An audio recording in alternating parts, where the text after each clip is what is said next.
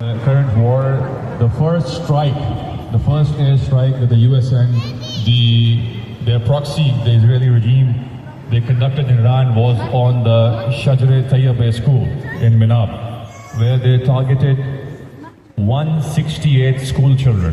168 school children lost their lives, and the ages of the children were 7 to 12. And my own daughter is 7 years old, and I can imagine what a father would feel. I can't imagine actually. Every day when I'm dropping my daughter to school, I'm telling her stories, and when I go to pick her up, she's telling me her stories, how her day was at the school, and I'm sure that the fathers in Iran that day would also be chatting with their children when dropping them, and the mothers would have told them, here's your lunch, make sure you don't get carried away, and make sure you have your lunch. And but those children, they unfortunately never came back.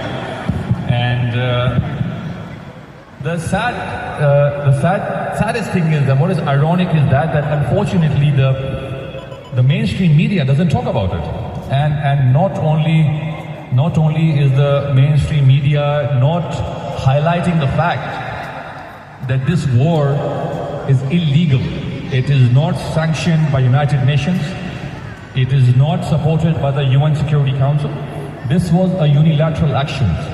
And not once, twice, the US attacked Iran during negotiations.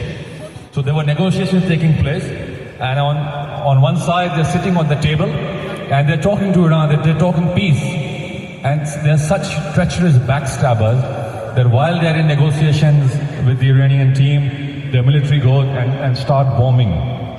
And you know why they bomb the school? They have precision guided missiles. They have satellites. They have the best of the best technology.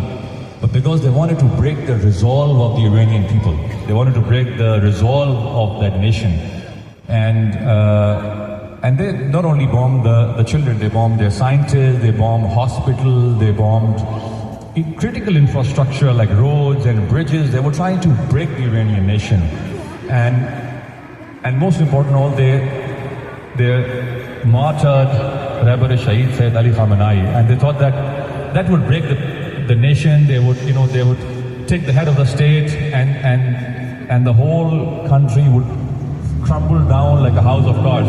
But that didn't happen. What happened was, on the contrary, that the pure blood of the martyrs created a ripple effect. And the pure blood of the martyrs awakened people from their deep slumber. And the pure blood of Ali Khamenei, it has created a ripple effect that has been felt all around the world. And not only were they not covering the American and Israeli crimes in Iran, they were also, I'm talking about the mainstream media, they were also supporting this war, and they were saying, nobody's gonna protest. But what happened, again, was on the contrary. 42 million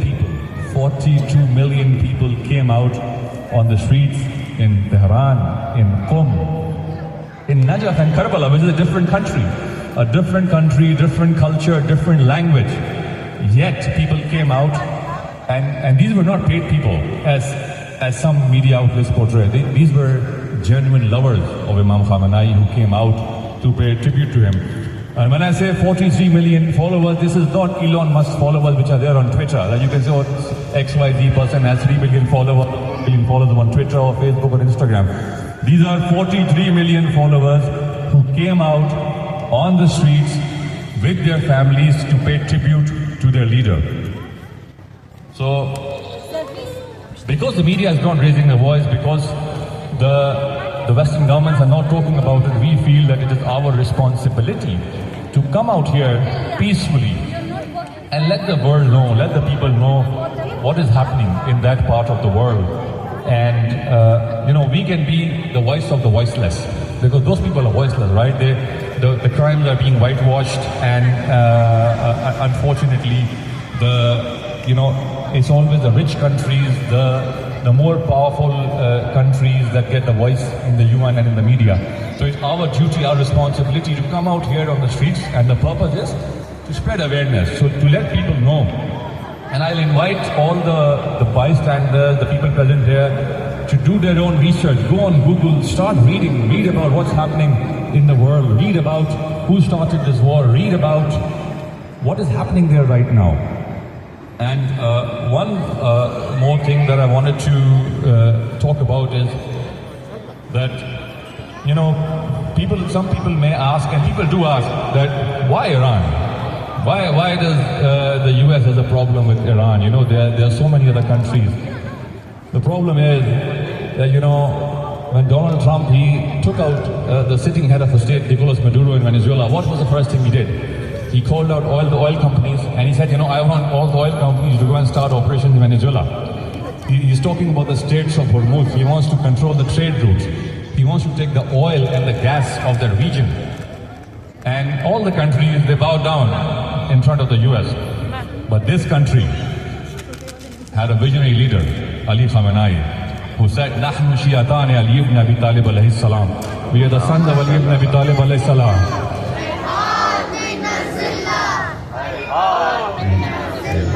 He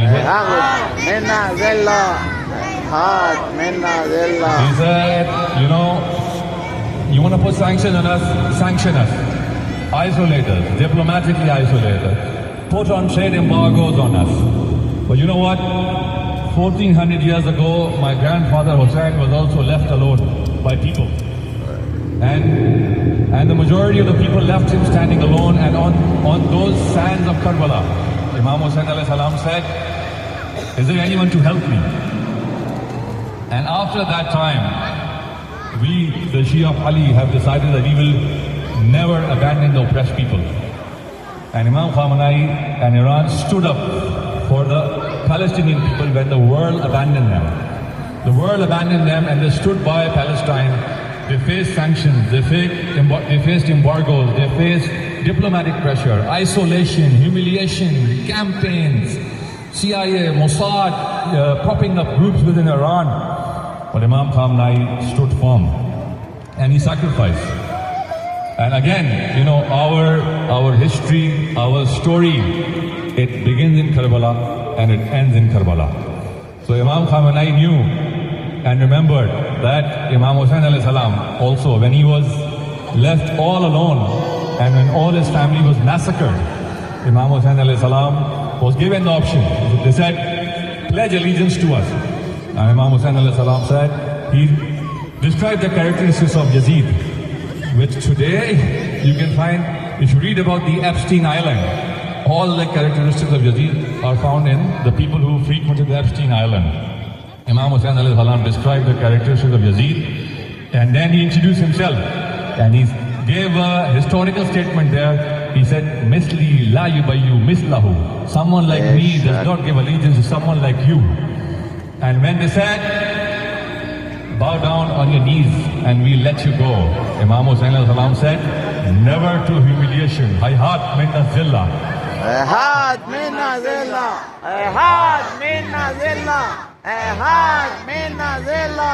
Hayhat minna zilla. Hayhat minna zilla.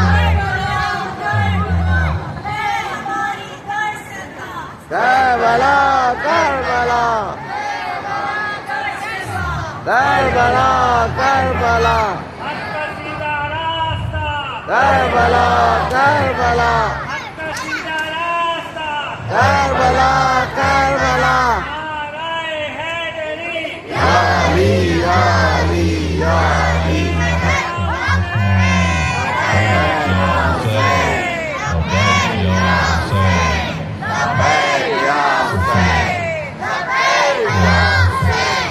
The brother just said Labbaik Ya Hussein. I wanted to end on that, and you know the meaning of Labbaik Ya Hussein was very beautifully explained by Sayyid Hassan. You know, I'm not going to go in the details of that meaning, but very, very simply put, very briefly, it's when we stand for what is right, when we stand with the oppressed, when we oppose the oppressors, regardless of what the price is. And that price was being paid by the brave Iranians, by the brave Palestinians, and it is still being paid as we stand here today by the brave Iranian people. And once again, I salute Imam Khamenei, and I salute the brave people of Iran who stood by the Palestinians, who stood together, and who showed us the path. They are lighting us the path for us. So thank you very much. And now I will, pass on the mic to some beautiful angels we have, young kids who will pay tribute to these young kids whose pictures you see here today. I request you all to recite one loud salawat wa Muhammad wa ali Muhammad.